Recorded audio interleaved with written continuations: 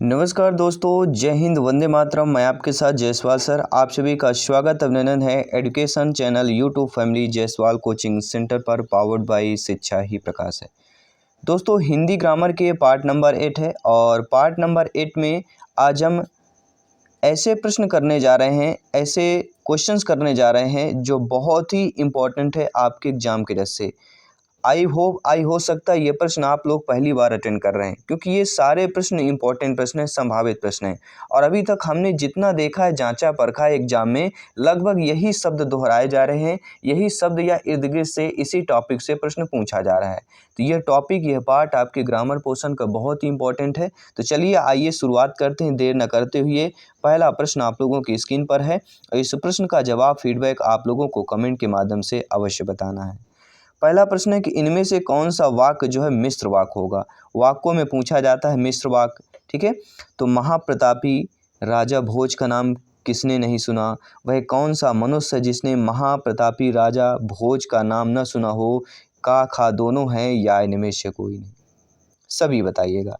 देखिए, इनमें से मिश्र वाक्य का पहचान क्या होता है? सभी जानते हैं मिश्र वाक्य मतलब साफ सुथरा दिया गया कि वह कौन सा मनुष्य जिसने महाप्रतापी राजा भोज का नाम ना सुना हो, ठीक है। तो यहाँ पे क्या दे दिया गया, ये एक अलग वाक्य होगा कि वह कौन सा मनुष्य है जिसने प्रतापी राजा भोज का नाम ना सुना हो। तो ये दो अलग अलग आपके वाक्य, इन दोनों को क्या है, मिश्र कर दिया गया है, ठीक है। तो ये आपका क्या है, मिश्र वाक्य बन गया है। तो सेकंड ऑप्शन हमारा सही हो जाएगा। इसके बाद चलते हैं दूसरे प्रश्न की तरफ चलते हैं। दूसरा प्रश्न है कि संख्यावाचक जो विशेषण हैं कितने प्रकार के होते हैं? 2 प्रकार के, 8 प्रकार के, 7 प्रकार के या 5 प्रकार के? देखिए, संख्यावाचक विशेषण की बात करेंगे तो संख्यावाचक विशेषण आपके 2 प्रकार के होते हैं। एक निश्चित होता है, एक अनिश्चित होता है। कितने होते हैं? निश्चित संख्यावाचक विशेषण होता है और दूसरा अनिश्चित संख्यावाचक विशेषण होता है। इसके बाद हम बात करेंगे तीसरे प्रश्न की। तीसरा प्रश्न है, खुशबू शब्द इनमें से कौन सा उपसर्ग है? खूब है, भूख है, खुश है या इनमें से कोई नहीं? देखिए, खुशबू शब्द में अगर उपसर्ग की बात करें तो यहाँ पे देखा जाए तो खुशबू में केवल खुश आपका क्या होगा, उपसर्ग हो जाता है। बू यहाँ पे क्या हो जाएगी, आपकी धातु हो जाती है, ठीक है। तो खुश यहाँ पे उपसर्ग हो जाएगा। बात करेंगे फोर्थ प्रश्न की। प्रत्यय शब्द कितने शब्द से मिलकर बना होता है? आपने सोचा ही नहीं होगा। 8, 3, 4, 7, सभी बताइए। प्रत्यय शब्द जो है कितने शब्दों से मिलकर बना होता है? बहुत ही डिफिकल्ट प्रश्न है और साधारण सा प्रश्न है और सिंपल से प्रश्न कह सकते हैं, जो हम सोचे भी नहीं होगा। प्रत्यय जानते हैं, उपसर्ग जानते हैं, लेकिन हम ये नहीं जानते हैं कि प्रत्यय जो है प्रत्यय शब्द जो है कितने शब्दों से मिलकर बना हुआ है, ठीक है। तो आपने सोचा भी नहीं होगा कि ऐसे भी प्रश्न आ सकते हैं। बिल्कुल ऐसे भी प्रश्न आते हैं और ऐसे प्रश्न होते हैं कि फिर हम बाद में दिक्कतें हमें आ जाती हैं, ठीक है। तो यहाँ पे आपके 4 होते हैं। कितने होते हैं? प्रत्यय शब्द के 4 होते हैं। प्रत्यय शब्द कितने शब्दों से मिलकर बना है? 4 शब्दों से मिलकर बना हुआ। प्रा, तय, य, ठीक है। तो प्रत्यय कितने शब्दों से? 4 शब्दों से मिलकर बना हुआ है। और पांचवा प्रश्न देख लेते हैं। आपके अंदाज से ही प्रश्न देख लेते हैं कि अर्थ के रस से वाक्य के कितने भेद होते हैं। देखिए, वाक्य के भेद पूछा गया है। तो देखिए, अर्थ के रस से वाक्य के 8 भेद होते हैं। कितने भेद होते हैं? 8 भेद होते हैं। हमने आपको बताया भी था, ठीक है, पिछले ग्रामर के पार्ट पर। ये 8 कौन कौन से होते हैं? 8 को नाम जान लेते हैं। अर्थ के आधार पर हमारा विधानवाचक वाक्य, निषेधवाचक, प्रश्नवाचक, विस्मयादिबोधक, आज्ञावाचक और इच्छावाचक, संकेतवाचक और संदेहवाचक, ये हमारे 8 प्रकार के होते हैं। अर्थ के आधार पर वाक्य के भेद कितने होते हैं? 8 होते हैं। नोट कर लीजिएगा। कई बार नाम भी पूछा जाता है, कई बार संख्याएं पूछी जाती हैं। द्वंद्व समास के कितने भेद होते हैं? सभी बताइएगा। जी हाँ, द्वंद्व समास के भेद भी होते हैं। आपने ऐसा सोचा भी नहीं होगा कि क्या समास के भेद होते हैं? बिल्कुल होते हैं दोस्तों, ठीक है। तो द्वंद्व समास की बात की गई तो द्वंद्व समास के कितने भेद होते हैं? 8 होते हैं, 1 होता है, 3 होता है, 5 होता है। आपने द्वंद्व समास में पढ़ा होगा, दोनों पद प्रधान होते हैं तो द्वंद्व की बात करते हैं। द्विगु समास वहाँ पर होता है जहाँ संख्यावाचक का जिक्र होता है। तो यहाँ पे जो देखिए, द्वंद्व समास के 3 भेद होते हैं। कितने भेद होते हैं द्वंद्व समास के? आपने बहुत कम, जब डीपली या गहराई पढ़ेंगे तभी आपको ग्रामर पोर्शन का पता चलेगा, बाकी नॉर्मल बहुत ही कम आपको ये, ठीक है। और ये इम्पॉर्टेंट हो जाता है एग्जाम में, संभावित प्रश्न है आपके। तो द्वंद्व समास के 3 भेद होते हैं। कौन कौन से होता है देखिए द्वंद्व के भेद।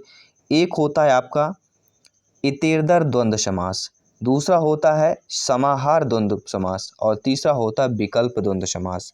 तो इतेर्तर, समाहार और विकल्प, ये होते हैं समास के 3 भेद द्वंद्व समास की बात करें। इसके बाद करेंगे 7वें प्रश्न की। इनमें से मूल स्वर के समूह को चिन्हित करना है। मूल स्वर तो सभी लोग जानते हैं आ ई उ, ये हमारे मूल स्वर होते हैं। और मूल स्वर के बारे में टोटल 9 मूल स्वर होते हैं ग्रुप में देखा जाए। आ ई उ ऋषि लिषि ला काखा गाघा अंगा, ये कंठ कहलाते हैं। चा वर्ग वाले चाछा जाझा अइया, तालब वाले टाठा डाढ़ा आड़ा। मूर्धन्य जो व्यंजन होते हैं वह कौन कौन से कहलाते हैं। मूर्धम या तावर की बात करेंगे, ताथा दाधाना। दंत वाले होते हैं पाफा बाभा म होते हैं। ओष्ठ वाले क्या होते हैं सभी लोग जानते हैं, ये पाफा बाभा म क्या कहलाते हैं, ओष्ठ की बात करेंगे। पावर्ग भी कहलाते हैं। और यारा लावा ये क्या है, अंतस्थ कहलाते हैं। या ऊष्म की बात करेंगे। और ऊष्म व्यंजन कौन है, सासा साहा, ये हमारे ऊष्म कहलाते हैं। और विसर्ग का चिन्ह सभी लोग जानते होंगे, ये होता है उपध्यामीन का चिन्ह। उपध्यामीन का चिन्ह ये होता है, ये भी ध्यान देना है। और अनुस्वार तो सभी लोग जानते ही होंगे, ठीक है। चलिए बात करेंगे अगले प्रश्न। संज्ञा इनमें से किस प्रकार का शब्द होता है। निवारण है, विकारी है, सविकारी है, निरपेक्ष है। सभी कमेंट बॉक्स में अपना अपना कमेंट फीडबैक अवश्य बताइएगा। तो संज्ञा इनमें से किस प्रकार का शब्द कहलाता है। तो संज्ञा जो शब्द होता है वह विकारी शब्द होते हैं।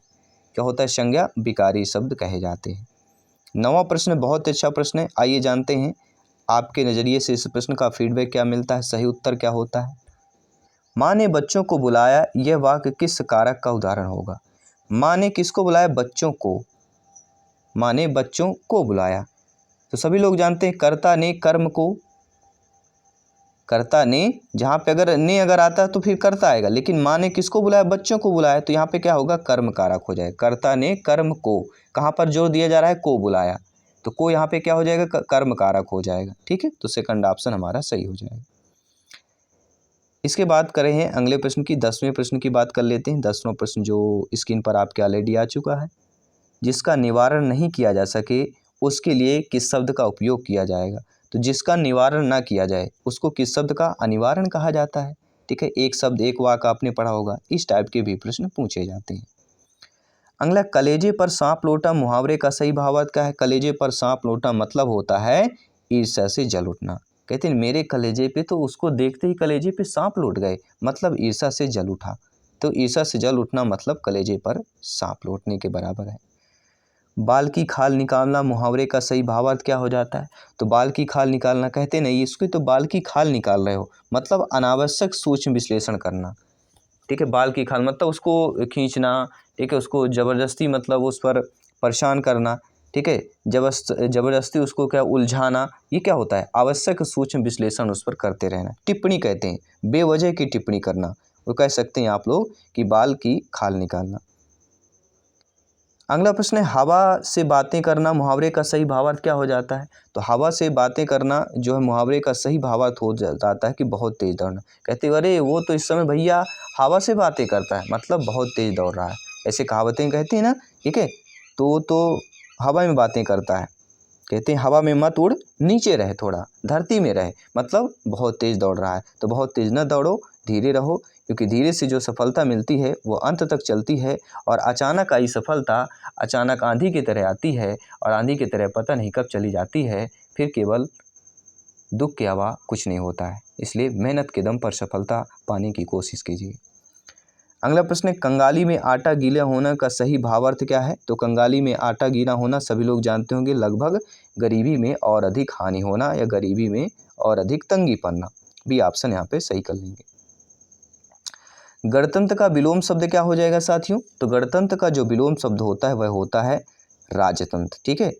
गणतंत्र, लोकतंत्र, ये आपका एक ही हो जाएगा। निजतंत्र, स्वतंत्र। तो गणतंत्र मतलब होता है बहुत के लोगों को द्वारा चुना हुआ, लोकतंत्र जिसे कहते हैं। और राजतंत्र केवल एक राजा का तंत्र चलता है, एक, ठीक है। कहते हैं राजा का लड़का वो राजा बनेगा, बड़ा बेटा होगा राजा बनेगा, तो राजतंत्र कहलाएगा।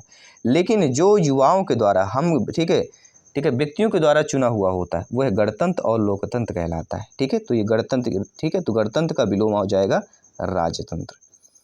अगला आपका दिया गया कि सदाचारी का विलोम क्या होगा। सदाचारी तो सभी लोग जानते हैं, सदाचारी मतलब अच्छा व्यक्ति होना, महान व्यक्ति होना, ठीक है। तो यहाँ पे क्या हो जाएगा, जैसे हमारे विवेकानंद जी एक सदाचारी व्यक्ति थे, तो इनका जो विलोम हो जाएगा दुराचारी, ठीक है। बी ऑप्शन यहाँ पर हम सही कर लेंगे।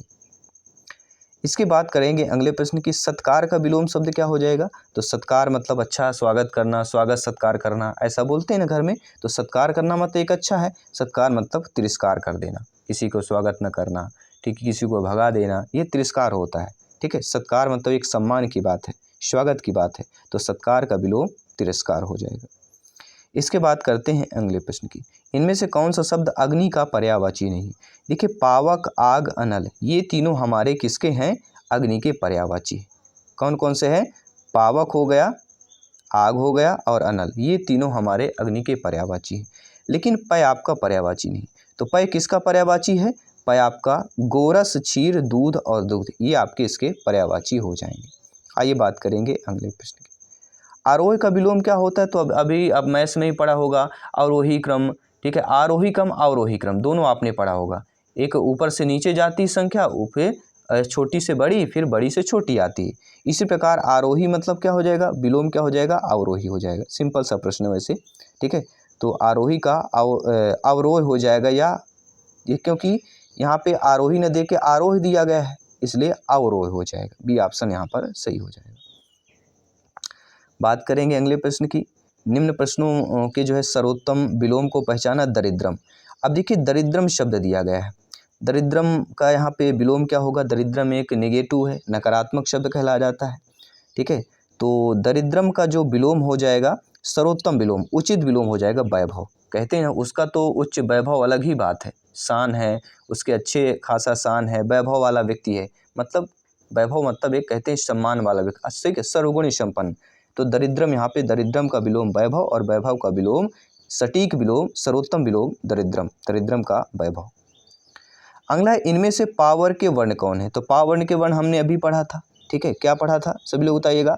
पावर्ण जो कहलाते हैं वह कौन से कहलाते हैं, औष्ठ, पाफा बाभा मा, ये वर्ण कैसे कहलाते हैं, औष्ठ वर्ण कहलाते हैं, क्योंकि पाफा बाभा बोलते हैं तो दोनों ओंठ आपस में टकराते हैं, मिलते हैं, जुड़ते हैं, तो औष्ठ वर्णों की बात करेंगे। आइए बात करेंगे अगले प्रश्न की, इनमें से कौन सा वर्तनी जो है अशुद्ध दिया गया है। देखिए दैनी, कृत्रिम, अछौणी, उऋण। उऋण आपने ऐसा पढ़ा होगा, देखा होगा आपने, ठीक है। ये आपके जो उऋण होता है वो तो ठीक लिखा हुआ है, लेकिन ये जो ठीक है, ये उऋण ऐसा लिखा जाता है, जो आर है वह किस प्रकार होता है, ऋषि वाला आर होता है, ठीक है। तो उऋण हमारा शुद्ध रूप में उऋण हमारा ऐसा हो जाएगा। अगला प्रश्न बहुत अच्छा प्रश्न है कि अध्ययन में कौन सी संधि होगी। जी हाँ, अध्ययन में संधि पूछा गया है, वृद्धि संधि, दीर्घ संधि, गुण संधि, यण संधि। देखिए संधि में बात करें, स्वर संधि की बात करें, स्वर संधि में कितने स्वर होते हैं और कितनी संधियाँ होती हैं, सभी लोग बताइएगा। तो स्वर में दीर्घ, गुण, वृद्धि 3 ये हो गए, यण और आयादि 5 संधियाँ होती हैं। वृद्धि संधि की अगर बात करें तो वृद्धि संधि का उदाहरण कैसे पहचानते हैं। तो वृद्धि संधि में एक चीज आपको नोट कर लेना है, किसको, ओ का अव हो जाता है, ए का आय हो जाता है, तो आय और अव आता है तो वृद्धि संधि होगा। तो आय अव यहाँ पे है नहीं है तो वृद्धि संधि यहाँ पे नहीं होगा। दीर्घ संधि बहुत ही सिंपल सी पहचान है, जहाँ पे आ मिल के बड़ा आ बने, ई मिल के बड़ी ई बने, ठीक है, दीर्घ स्वर संधि, तो ये भी आपका नहीं है। तीसरा आता है गुण संधि। जिस प्रकार से आपका वृद्धि संधि में अय और अव होता है, उसी प्रकार गुण संधि में ए और ओ होता है, ये भी आपका पहचान हो गया।